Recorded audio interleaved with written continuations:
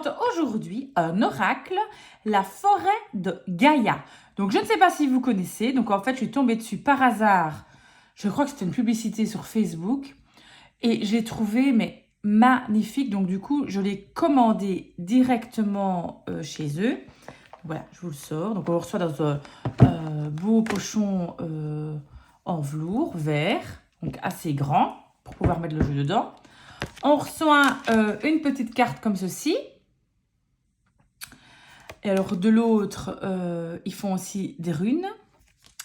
Et voici l'oracle en question, donc l'oracle de la forêt de Gaïa. Collection Les oracles de la terre, édition Oracle Atwood. Et alors on a une belle boîte en carton comme ceci. Donc l'oracle de la forêt de Gaïa. L'oracle de la forêt de Gaïa est un guide précieux, accessible à tous.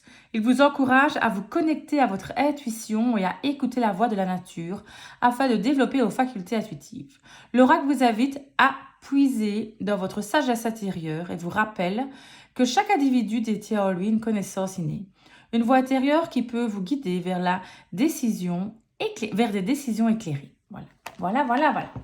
Alors, si on ouvre la boîte, moi franchement, je ne l'ai pas vraiment vu sur les réseaux. Donc, j'étais contente de voir quelque chose d'un peu nouveau. Donc, on a un petit livret qui est franchement super bien fait, tout en couleur. Donc, je vais vous montrer le livret. Je mets les cartes sur le côté. Je vais un peu zoomer si j'arrive parce que des fois, j'ai des petits soucis avec mon téléphone qui ne zoome plus parce que je filme avec mon téléphone. Alors, voilà. Donc, ça a été créé par Alex Atwood. Et c'est sa propre maison d'édition. Donc, l'oracle de Gaïa, la forêt de Gaïa. Donc, on a évidemment ici le sommaire. Alors, ça va nous expliquer évidemment, ça souhaite la bienvenue dans l'oracle. La prise en main de l'oracle. Alors, constitution de l'oracle, donc des personnages ou guides mystiques. Donc, chaque fois, en fait, elle décrit chaque fois les personnages et elle met chaque fois les cartes, le nombre de cartes qu'il y a, d'accord? Et chaque carte, on va dire de chaque, je vais y arriver, de chaque groupe, on va dire, donc les personnages, possède une signification personnelle, possède une signification spécifique.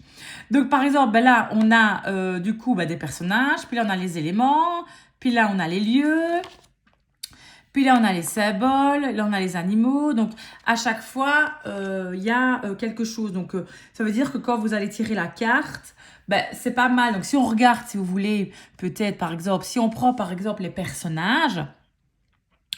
Alors, je suis ici. Donc, on voit le nom déjà des personnages. Puis, en interprétant la carte que vous avez tirée, observez attentivement les détails, les symboles et les émotions qui se dégagent. Tenez compte de l'atmosphère générale et des messages que vous ressentez intuitivement. Ces personnages mystiques vous offrent des clés pour vous guider vers une meilleure compréhension de vous-même et du monde qui vous entoure. Et là, les éléments. Les cartes représentant les éléments sont des gardiens de force primordiale de l'univers. Elles reflètent l'équilibre entre création et destruction, entre la stabilité et le changement. Chaque élément est une voix puissante qui murmure le secret de la nature et les mystères de votre être. Si on prend les lieux, les cartes représentant des lieux sont les portails enchantés vers des dimensions intérieures. Chaque lieu est un seuil sacré qui vous invite à voyager au-delà de la réalité tangible et à explorer les paysages de votre âme. Cette carte vous guide vers des territoires de transformation, de guérison et d'illumination. Ok. Alors après, on a les symboles. Là, je pense qu'il y a un souci de frappe. Vous voyez, il est marqué, il existe 6 dans le rack, mais il y en a bien plus que 6. Là, les lieux, il y a 6 lieux, oui. Et la 6, à mon avis, il y a un copier-coller qui n'a pas bien été fait. Comme là, elle met aussi 6 animaux, mais en fait, 1, 2, 3, 4, 5, 6. Il y en a 8, vous voyez? Donc voilà. Alors aussi, chaque symbole est un langage qui transcende les limites du rationnel. Ces cartes vous invitent à plonger dans la profondeur de votre symbolisme intérieur. Et pareil pour les animaux. Ça vous incite à renouer à votre nature sauvage et vous harmoniser avec le rythme de la nature. Ok. Alors, on a évidemment les messages pour les cartes.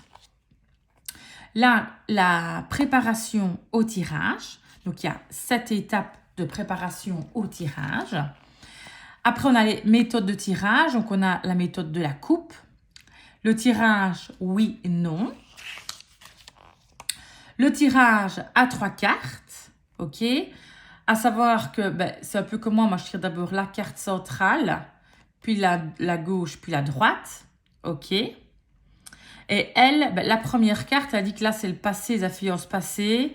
La deuxième carte, c'est le présent. Donc, ça, c'est un peu particulier, je trouve. Parce que moi, je partirais le passé, là, présent, futur. Mais bon, voilà. Et la 3 représente le futur. Moi, personnellement, on fera un tirage après. Je ferai comme d'habitude. Le tirage en croix, qui est tout à fait classique d'un tirage en croix. Et le tirage de la croix celtique, qui est tout à fait classique aussi. D'accord? Alors, après, on a chaque fois la carte représentée en couleur. Et on a chaque fois tout ce qui est l'inscription. Alors, tout ce qui est apprentissage, ici, transformation, changement, opportunité, conscience.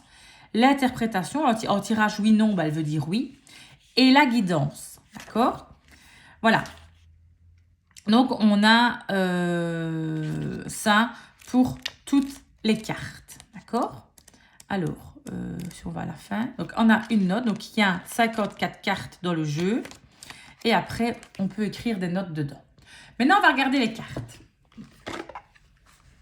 Alors, voilà le dos de cartes. Donc, j'aime beaucoup. Alors, j'aime un petit peu moins personnellement qu'il soit écrit. J'aurais voulu qu'il ne soit pas écrit l'oracle de la forêt de Gaïa. N'empêche, c'est quand même toujours un très beau dos avec un très très bel arbre. Donc, je trouve quand même qu'il est magnifique. On a des tranches neutres. Je pense que je vais les refaire en foncé. Je pense que ce serait quand même plus beau. Elles sont en effet, vous voyez, glossy. Et pour être vue qualité, on a vraiment une très très bonne qualité de cartes. Alors, elles sont dans l'ordre parce que je n'ai pas encore utilisé le jeu. Donc, j'essaie un peu de zoomer pour que vous voyez un peu mieux. Et on va faire carte par carte. Donc, vous avez le nom de la carte et un mot-clé pour vous aider à interpréter.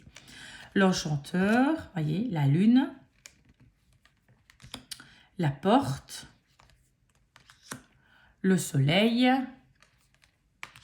la clé, je trouve qu'elle est magnifique. La fontaine, je regarde si je n'en ai pas deux. La fée, le chemin, je la trouve très très belle aussi. Ça me fait un peu penser à l'oracle, la connexion mystique. Vous voyez un peu des cartes comme ceci. Ça me fait un peu penser à ça au jeu de Carrie Josby. La foudre, le cerf. J'aime beaucoup, moi, des univers comme ça, un peu sombres. L'amulette, la croix celtique, la racine, l'œil, le berger de la nuit, l'épée, magnifique, le corbeau, le calice, le feu, la chouette, l'horloge, le pendule, le temple, le menhir, le druide, le bouclier, la mort, le miroir, la harpe, le papillon, la terre, la nymphe, la pièce, la boussole, l'encre, le coffre, la prêtresse, la sorcière, le pèlerin, l'enclume, l'agneau,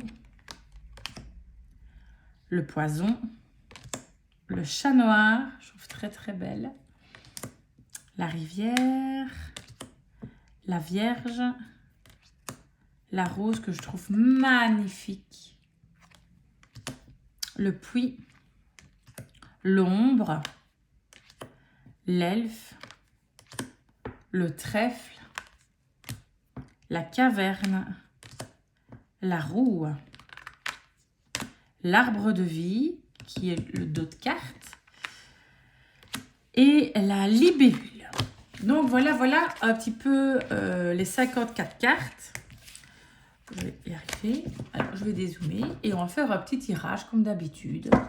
On va faire un petit tirage, donc je vais les mélanger. On va voir si ça se mélange bien déjà. Mais regardez, ça se mélange. Qu'est-ce qu'on a qui tombe? Le chemin. La carte du choix. Évidemment, moi, quand je vois les chemins, j'ai toujours une référence au Petit Lenormand.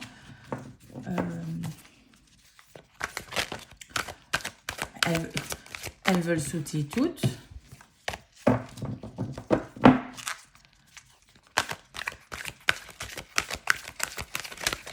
Oh, mais vous voyez, ça se mélange franchement bien.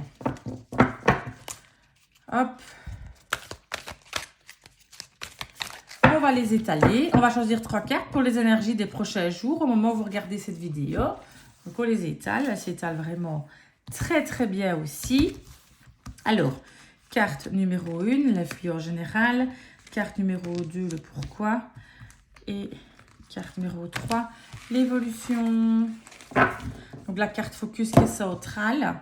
Et on va utiliser évidemment le petit livret. Hein. Donc, on a quoi? On a l'encre. L'encre, on a, c'est un blocage. Donc, dans le Petit Lenormand, ça veut dire se ancrer la stabilité. Mais ici, dans l'oracle, on est plus dans le blocage apparemment. On va aller voir ce que ça dit. Alors, l'encre symbolise le blocage ou la stagnation. Elle représente les éléments qui maintiennent les fermement ancrés dans la situation et les épreuves de la vie. Elle évoque également la capacité à trouver un point d'attache solide et sécurisé pour faire face aux défis. L'interprétation, l'encre indique que vous êtes bloqué dans certains aspects de votre vie. Elle indique également que vous vous trouvez dans une phase où vous pouvez compter sur votre force intérieure et votre solidité pour faire face aux défis qui se présentent à vous. C'est un moment propice pour consolider vos fondations, créer des bases solides et maintenir une stabilité émotionnelle. Et si on fait un tirage du nom, elle est dans le nom. Donc ben voilà, ici, moi je vous dis, penserais qu'il y a quelque chose qui vous êtes bloqué dans une certaine situation. Après, on va savoir pourquoi est-ce que vous êtes bloqué. Mais en tout cas, il y a un blocage, que ce soit évidemment au travail, en famille, relationnel, sentimental. Mais en tout cas, vous êtes dans un blocage. On vous invite à travailler un peu sur vous. Pourquoi est-ce qu'on est bloqué? Alors, on tire la carte de la rivière. Sérénité. Carte numéro 44. Alors, on va voir, hein, après, pour interpréter tout ça. 44. Je vais de suite aller dans l'interprétation. Hein. La rivière est le symbole de l'équilibre des énergies. Elle indique que les différentes facettes de la vie, telles que la carrière, les relations, la santé et les finances, soient harmonieuses, alignées, favorisent l'abondance. La rivière est associée au flot qui suggère de nouvelles opportunités se présentant. Alors, ici on voit que sérénité, mais on aurait pu mettre apparemment comme autre mot-clé abondance, prospérité, évolution, famille. D'accord? Alors, on va analyser cette carte-là. Alors, pourquoi est-ce qu'on aurait un blocage? On aurait un blocage peut-être par rapport à l'évolution qu'on a, par rapport à la sérénité. Ça, on est bloqué par rapport à ça. Peut-être que justement, on n'arrive pas à forger son chemin. On est bloqué. Il y a quelque chose qui nous bloque. Donc, notre sérénité, voilà, ça nous bloque, quoi. Elle est complètement bloquée. On a vraiment un manque peut-être d'abondance, si je regarde dans le livre. Après, ça peut être différents domaines, évidemment. Il faudrait avoir plus de cartes, mais par exemple, dans la carrière, la santé, les finances, voilà. Il y a peut-être un manque d'harmonie, d'accord? Vu qu'on a la carte du blocage juste à côté, on peut, et que c'est une carte à temporalité négative, celle-ci, ça c'est positif, mais voilà. L'avenir de ça, comment ça va évoluer? On a le chat noir, carte 43, juste la carte juste avant. Dualité. Alors, apparemment, c'est une carte à polarité positive. Le chat, donc, les autres mots-clés, ce serait avertissement, adaptation, liberté, agilité. On va lire un petit peu ça. Le chat noir symbolise la grâce, l'élégance et la confiance en soi. Le chat noir peut également être un avertissement à la prudence et à la vigilance en indiquant qu'il y a des éléments cachés ou des intentions malveillantes à prendre en compte dans votre environnement. D'accord? Alors, il existe des opportunités, des solutions cachées dans la situation qui peuvent conduire à un résultat favorable. Donc du coup, moi ici, je le verrais que par rapport au chat noir, ben voilà, on vous cache peut-être des choses par rapport à votre blocage. Vous êtes bloqué parce que peut-être qu'il y a des cachotteries. Vous n'arrivez pas à être en harmonie, en sérénité, d'accord? Il faut essayer de creuser, d'accord? Soyez agile, d'accord? En étant agile, vous allez pouvoir débloquer et surtout être mieux en harmonie. Donc, dans le futur, il faut gagner en agilité et essayer de découvrir tous les secrets qu'on pourrait vous cacher. Donc, voici le petit message pour vous. Donc, vous voyez un petit peu, moi je trouve que le livret est quand même pas mal fait du tout. Il y a quand même pas mal, je trouve, si je reprends la carte 35 par exemple. Ben voilà. Je trouve qu'il y a quand même pas mal de choses dans le petit livret. Il est franchement bien fait. Donc moi, c'est vraiment un jeu... j'aime beaucoup cet univers. C'est un jeu vraiment que j'aime bien. J'aime bien cet univers, vraiment comme la connexion mystique de Karine Jotby. Je trouve qu'on est un peu dans le même univers, évidemment avec des autres cartes. Mais je le trouve très beau. Alors, j'aurais préféré ne pas avoir le bord, personnellement. Enfin, il est petit. Et ne pas avoir l'écriture ici. Mais ça me gâcherait au jeu. Il est vraiment magnifique. Donc, je vous invite, si vous aimez les jeux comme ça, ben, à l'acheter. Directement, je l'ai acheté moi directement là. Hein, ah oui, elle mettait aussi, il faut que je vous montre les liens. Attendez. Voilà. Je vais mettre plus près.